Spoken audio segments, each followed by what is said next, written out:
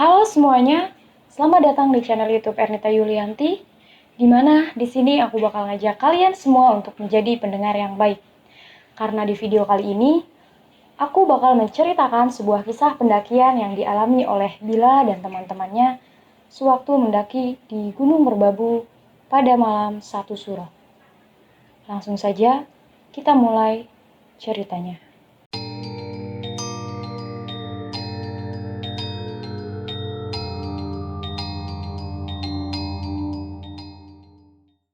Tiba waktunya, malam ini adalah malam 1 Suro.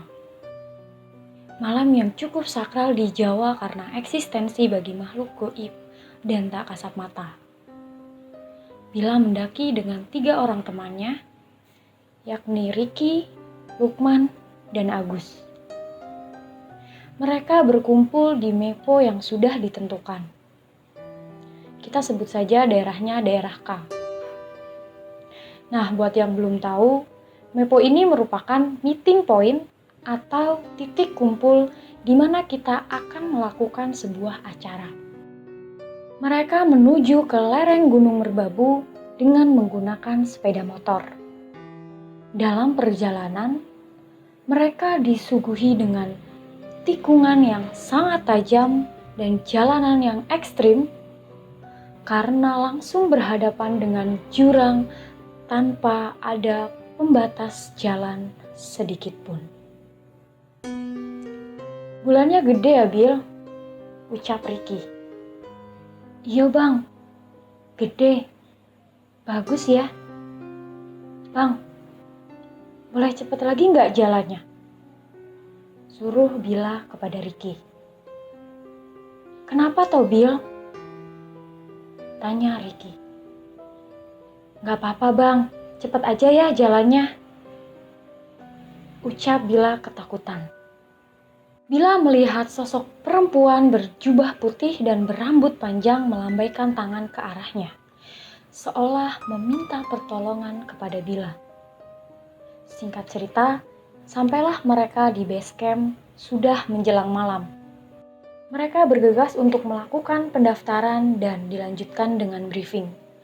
Tiba-tiba, salah satu penjaga pos tersebut datang menghampiri Ricky dan berbisik kepadanya. Hati-hati, kalau di jalan nanti bertemu dengan apa saja, lanjut saja. Jangan pernah berhenti dan jangan rehat terlalu lama. Sontak, Ricky pucat dan kaget. Seketika, kami berempat merinding bukan main. Penjaga pos tersebut hanya senyum dengan penuh teka-teki. Mereka segera berangkat dan hanya ditemani dengan jalanan yang sepi, gelap, dan sunyi tanpa ada rombongan selain mereka. Mereka berjalan dengan posisi Ricky sebagai leader, diikuti oleh Bila, Lukman, dan Agus di posisi paling belakang. Tiba-tiba, "Luk, jangan tarik-tarik tasku toh, Luk," ucap Bila karena serasa ada yang menarik tasnya dari belakang. "Enggak loh Bil, aku nggak narik tasmu. Malah aku jalan di pinggir membawa trepol dan air mineral," ucap Lukman. Seketika Bila terdiam dan tidak menjawab apa yang diucapkan oleh Lukman. Saat kemudian, ada yang menarik tasnya lagi dari belakang dan badannya serasa berat, seolah ada yang mengikutinya. Tanpa basa-basi, Bila menoleh ke belakang. Dan benar, ada yang menarik tasnya dari belakang, yaitu perempuan berjubah putih dan berambut panjang dengan wajah yang sangat pucat dan tangan yang sudah membiru. Sontak Bella kaget dan dia menundukkan kepalanya. Tak terasa 1 jam berlalu dan sampailah mereka pada pos 1 dan memutuskan untuk beristirahat di sana. Lukman memutuskan untuk tidur di bawah pohon yang sangat tinggi dan rindang. Namun, Tiba-tiba, Luk, Luk, jangan istirahat di situ, Luk. Ucap Bella merasa ada sesuatu yang aneh pada pohon tersebut. Halah, gak apa-apa Bill, santai aja, ucap Lukman. Bella pun kesal karena Lukman tidak mau mendengar perkataannya. Ada tenda di bawah pohon itu, ucap Ricky sambil menunjuk ke arah pohon. Coba aja dicek, siapa tahu nanti kita diajak ngopi gratis, ucap Agus sambil bercanda. Kemudian mereka berdua mencoba untuk mengecek tenda tersebut. Permisi, Mas, Mbak, apa ada orang di sana? Ucap Ricky. Sesaat kemudian tidak ada jawaban dan mereka mencoba untuk memanggilnya lagi. Permisi, Mbak, Mas, permisi. Karena tidak ada jawaban sama sekali, Ricky pun penasaran dan membuka tenda tersebut. Namun, ternyata tidak ada satupun orang yang berada di dalam tenda tersebut. Seketika mereka ketakutan. Boy, tidak ada siapa-siapa di sini, ucap Ricky. Seketika udara berubah menjadi dingin dan dibaluti dengan hawa mistis dan horor. Bila melihat Lukman yang masih tertidur pulas di bawah pohon. Tapi di atasnya terdapat sebuah kain yang sangat panjang dan hampir tidak ada ujungnya. Kain itu bergelantungan. Bawahnya seperti kepala dengan rambut yang sangat panjang mencoba mendekati Lukman. Luk, bangun. Ayo kita lanjut perjalanannya, ucap Bella panik. Iya Bill, ayo kita lanjut, ucap Lukman bergegas mendekati Bella. Sosok perempuan tersebut seakan memandang Bella dengan penuh kengerian dan tatapannya yang sangat menyedihkan. Sekian jam mereka berjalan, mereka terus diikuti oleh sosok perempuan tersebut. Bella bertanya-tanya mengapa perempuan tersebut masih mengikutinya. Hingga pada akhirnya, Bella sudah tidak kuat lagi berjalan dan meminta istirahat pada pos 2. Bang, kita bikin tenda di sini aja ya, ucap Bella pada Ricky. Apa nggak kemalaman, Bill? Nanti kan kita mau summit attack, ucap Ricky kepada Bella.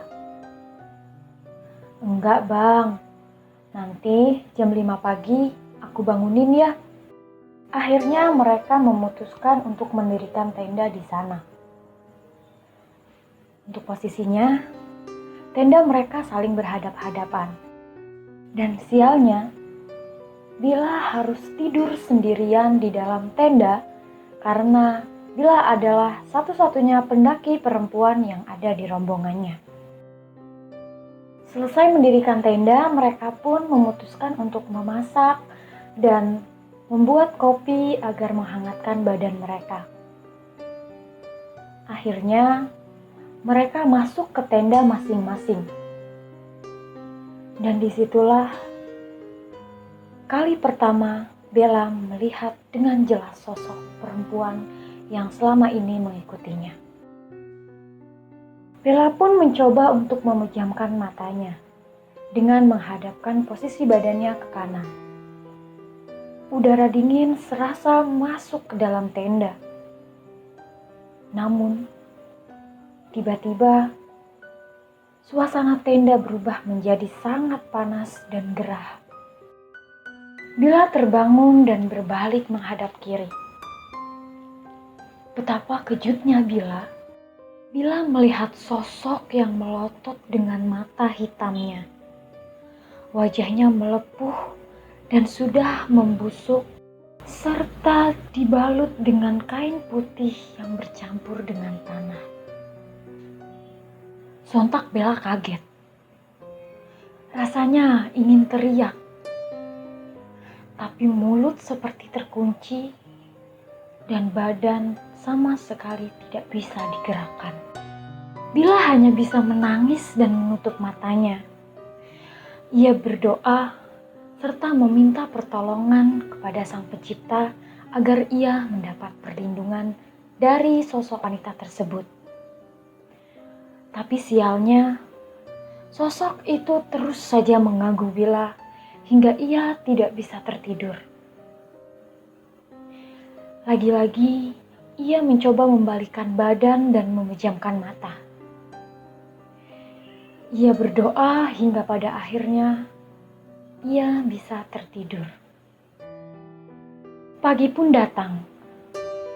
Suara riuh pendaki berbondong-bondong ingin mencapai puncak membangunkan tidur Bella. Namun ia masih mengingat-ingat kejadian semalam. Apakah sosok perempuan itu masih ada di belakangnya? Ia pun lalu memberanikan diri untuk menengok apa yang sebenarnya ada di belakangnya. Namun ternyata perempuan tersebut sudah tidak ada lagi di belakang Bella. Dengan lega, Bella meraih resleting pintu tenda. Baru separuh terbuka resleting tenda tersebut, Bella dikejutkan dengan sosok perempuan tersebut yang sedang duduk berdampingan dengan temannya dan ia seolah-olah menunduk merenungi sesuatu. Sontak Bella kaget dan langsung menutup resleting pintu tenda tersebut. Ia sedikit mundur dan menjauh. Namun tiba-tiba seolah ada yang mengganjal tubuhnya dari belakang. Ia langsung menengok dan teriak. Ternyata perempuan yang ia lihat sekarang tepat ada di belakangnya. "Tolong!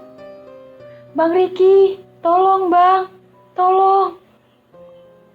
Ucap Bella dengan keras sehingga membuat Lukman dan Agus serta Riki mendatangi tendanya. "Kenapa toh Bil? Ada apa?" tanya Lukman. "Itu Man, di depanku, itu Man," ucap Bella ketakutan. "Udah Bil, gak ada apa-apa kok. Ya udah, ayo keluar, kita minum. Nanti kita teruskan perjalanan kita menuju puncak," ucap Agus menenangkan Bella. Tapi sialnya, perempuan itu masih ada di sekeliling tenda mereka. Seakan ia betah dengan keberadaan mereka. Atau mungkin perempuan tersebut ingin menyampaikan pesan terhadap mereka. Mereka pun bergegas untuk melanjutkan perjalanan menuju puncak. Mereka pun sampai di puncak tanpa ada gangguan apapun. Namun, perempuan tersebut masih saja terus mengikuti langkah demi langkah mereka. Akhirnya, sore pun tiba sehingga mereka harus bergegas untuk menuju perjalanan turun dan melanjutkan perjalanan untuk pulang ke rumah masing-masing. Bella, Riki, dan Agus serta Lukman melanjutkan perjalanan untuk turun karena hari sudah mulai sore. Rasa penasaran Bella terhadap sosok perempuan tersebut masih ada. Apakah perempuan tersebut masih mengikuti ia dari belakang atau tidak? Seketika Bella menengok ke belakang dan ia melihat perempuan tersebut seakan melambaikan tangan dan salam perpisahan terhadap mereka. Nah, jadi sosok perempuan tersebut ternyata nggak ngejahatin Bila dan teman-temannya sama sekali. Kalau menurut aku, mungkin perempuan itu pengen ikut ke puncak, tapi nggak tahu jalannya. Nah, makanya dia ngikut di rombongan Bila dan teman-temannya. Kalau itu sih menurut aku ya. Nah, kalau menurut kalian sendiri gimana? Kalian bisa komen di bawah. Sekian videoku kali ini, dan semoga kalian terhibur. Sebelumnya, terima kasih banyak kepada @balakarsa yang sudah mengizinkan aku untuk membawakan kisah ini. Kalian bisa follow Twitter di @balakarsa, dan jangan lupa untuk follow Instagram aku di sini. Atau kalian bisa klik link yang ada di deskripsi. Nah, buat kalian yang punya cerita horor dan ingin aku bawakan ceritanya di sini, kalian bisa DM Instagram aku ya. Sampai jumpa di video selanjutnya.